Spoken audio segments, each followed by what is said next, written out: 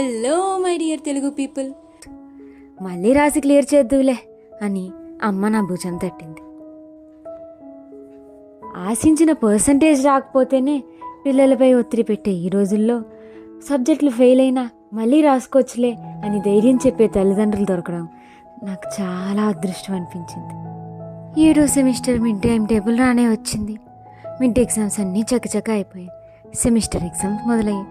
నేను లహరి ఎగ్జామ్స్ అప్పుడు డిస్కస్ చేసుకొని చదివేవాళ్ళం. ఎగ్జామ్ ఉదయం 10 గంటలకు కాబట్టి 4 గంటలకు లేచి రివైజ్ చేసుకునేదాన్ని. ఈ సెమిస్టర్లోనే అతి కష్టమైన సబ్జెక్ట్ వచ్చిందిరా బాబు.